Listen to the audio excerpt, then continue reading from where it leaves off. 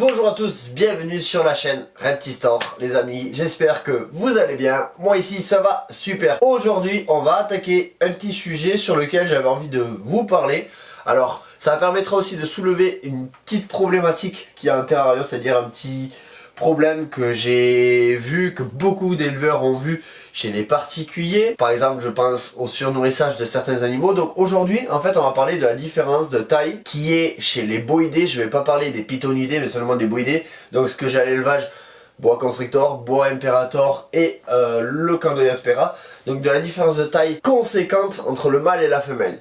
Au niveau de la problématique donc que je vous parlais juste avant, souvent on remarque des mâles qui font la taille des femelles, voire qui sont beaucoup trop grands. On se retrouve avec des mâles qui sont obèses déjà, première problématique. Donc suite à ça, c'est des animaux qui ne vont pas vivre vieux, qui vivent très mal, qui sont très peu mobiles, et surtout, et ça aussi c'est un gros problème pour les éleveurs, qui peuvent être stériles ou qui vont être feignants pour se reproduire. Pareil, on aura des animaux qui ne monteront pas, qui ne grimperont pas du fait qu'ils soient obèses. Et imaginez-nous, si on fait 150 kg, pour monter un arbre, c'est beaucoup plus difficile que si on faisait 80 kg.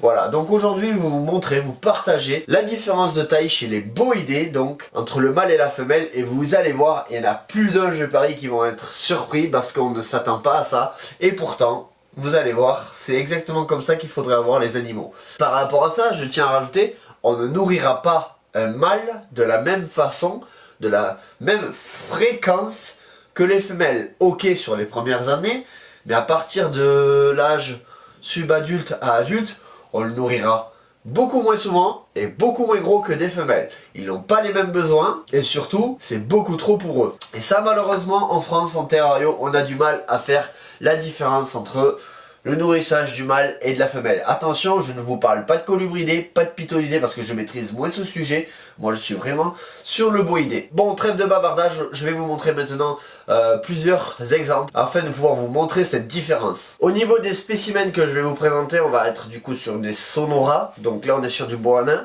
sur des Suriname, donc là on est plutôt sur du boa nain, sur du boa imperator type colombien, et sur du Candoya spera. Donc là dans un premier temps on va se retrouver devant le terrarium de mes boa imperator, la localité Sonora, mutation hippo-léopard pour la femelle et léopard pour le mâle.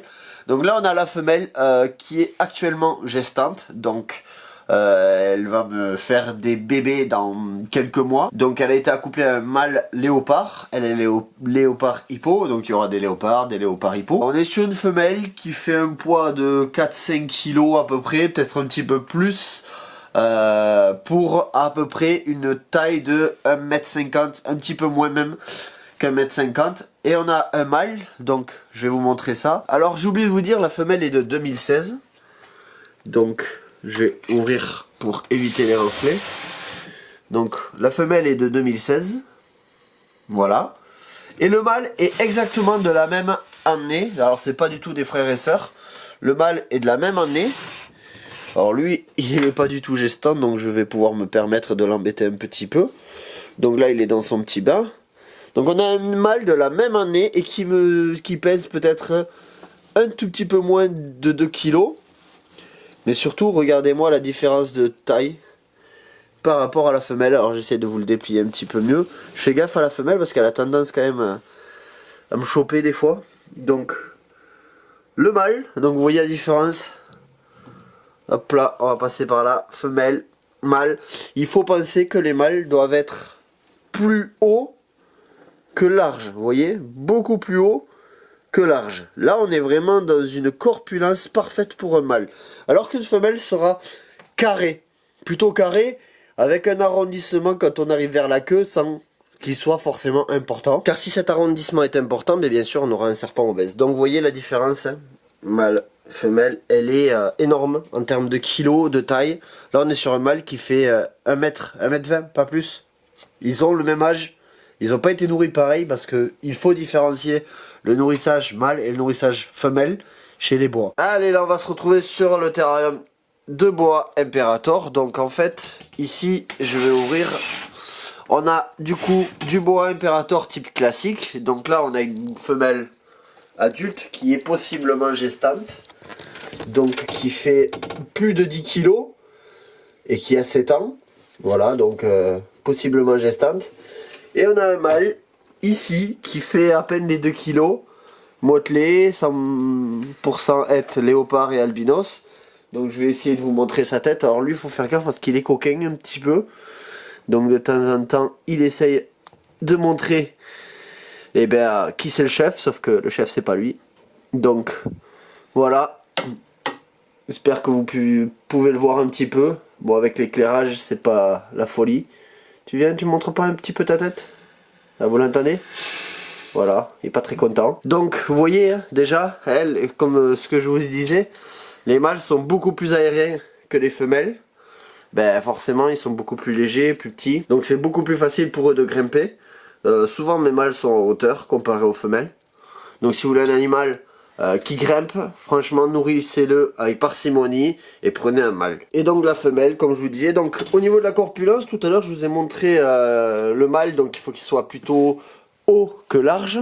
Ben, les femelles, vous pouvez les voir, donc je la préviens, elles sont quand même beaucoup plus rondes. Alors elles sont carrées, il faut qu'elles soient carrées, il faut pas qu'elles soient rondes. Mais elles sont un petit peu plus rondelettes au niveau de la queue. Donc, vous voyez, hein. Bon, on a une sacrée taille là, hein. On est sur le type colombien. Mais voilà, la corpulence est différente par rapport au mâle. Donc je vais vous montrer un autre exemple avec ces boa constrictors de la localité Suriname. Donc là je pense que ma femelle va pas tarder à ovuler. Parce que le mâle s'est un petit peu désintéressé d'elle. Commence un petit peu à changer de couleur tout ça. Donc je pense que ça va pas trop tarder à ovuler. Donc là vous voyez, on est sur un animal qui se rapproche des 10 kilos. Avec une sacrée taille, comme vous pouvez le voir. Ça commence à un petit peu à être physique là, au niveau du portage. Donc, ouais, je pense qu'elle va pas tarder à ovuler. Parce que, ouais, il y a beaucoup de signes. Donc, là, vous voyez, on est sur une femelle. Bien sûr, elle est carrée. Elle est pas ronde, comme vous pouvez le voir. Ça mange une fois tous les 2 mois. Hein, un lapin une fois tous les 2 mois. Donc, gros animal, hein, comme je vous disais. Les femelles, ça peut vraiment être balèze. Et je vais vous montrer la différence avec le mâle, vous allez voir, elle est quand même assez flagrante. Et ils ont presque le même âge. Presque. Voilà. Je vais la remettre, je vais pas trop l'embêter parce que si elle va pas tarder à ovuler, faut pas trop l'embêter quand même. Et donc, voilà le mâle, quasiment le même âge, vous voyez. Et reproducteur, hein, vous voyez, il n'y a pas besoin forcément d'avoir des gros animaux pour qu'ils soient reproducteurs. Hein. Celui-là, il est tout fin. Il est tout fin et pourtant il m'a reproduit toute cette année. Donc... voilà, donc nourri comme un mâle, une fois par mois avec un petit rat. Enfin un rat moyen. Voilà, donc beaucoup plus aérien, beaucoup plus actif, plus mobile aussi. Et vous voyez, plus haut que large. Donc c'est vraiment important, faut y penser. Hein. Ce petit mâle, franchement, moi il me plaît énormément. Il a vraiment une très belle couleur. Voilà, True Red Tail Boa. Il faut pas forcément avoir de gros mâles pour pouvoir réussir une reproduction. Au contraire, c'est même plus efficace. Faut arrêter d'avoir des idées sur la reproduction, de se donner un poids minimum, que ce soit même pour les Rhésus ou autres, qu'elles fassent un minimum de 1500 grammes. C'est pas ça le plus important, c'est le tonus musculaire, c'est la forme, c'est l'âge, c'est tout plein de paramètres qui rentrent en compte. Vous voyez, les viridis, il y en a qui les reproduisent et ils attendent que les femelles fassent 800 grammes, plus d'1 kilo. Et bien Olivier Marquis, sur des études sur le terrain, a fait des relevés des femelles reproductibles à 300 grammes. Vous voyez, c'est pas du tout le poids qui fait que c'est autre chose, d'autres paramètres. Voilà, il y a souvent ces éleveurs de Rhésus qui sont un petit peu à cheval là-dessus alors que c'est inutile. Mais bon, j'en dirai pas plus. Voilà, il faut regarder d'autres paramètres. Allez, maintenant on va voir ça sur une autre espèce, donc c'est différent. Mais on est encore sur une espèce de boïdé, donc c'est le Candoyaspera. J'aurais pu vous montrer sur le Corallus ortulanus et sur les Picrates incra, mais comme j'ai pas de couple, on pourra pas faire la différence. Donc voilà, autre exemple, sur du Candoyaspera, donc le mâle en noir, la femelle en rouge. Alors la femelle est beaucoup plus grosse que ça normalement, mais elle a mis bas. Cet hiver, en début d'hiver, elle a un tout petit peu de mal à reprendre, donc on la fait reprendre tranquillement. Donc c'est vrai qu'elle est pas aussi grosse qu'à son habitude, mais voilà, déjà on se rend compte de la différence d'épaisseur, de rondeur, de taille chez cette espèce qui est une espèce de boïdé. Voilà, donc généralement chez les serpents, comme vous savez, on dit que les mâles sont plus petits que les femelles, c'est vrai, sauf sur certaines espèces, je pense au Spilota par exemple, au Bradley aussi ça peut. Chez les boïdés, donc tout ce qui est boa, généralement le mâle c'est encore plus flagrant. Vous prenez les anacondas, un mâle c'est 3 mètres, 4 mètres max, alors que les femelles sont beaucoup plus grosses. Les accouplements chez l'anaconda, ce sont des boules de mâle sur la femelle. Voilà, il y a vraiment une différence flagrante au niveau du dimorphisme sexuel chez les boïdés. Donc voilà, dites-moi ce que vous en pensez, vous aussi, si vous avez des remarques à faire là-dessus. Voilà les amis, on arrive à la fin de cette vidéo. J'espère qu'elle t'aura plu, qu'elle t'aura appris des choses et surtout qu'elle va modifier ta façon de penser et de nourrir tes animaux.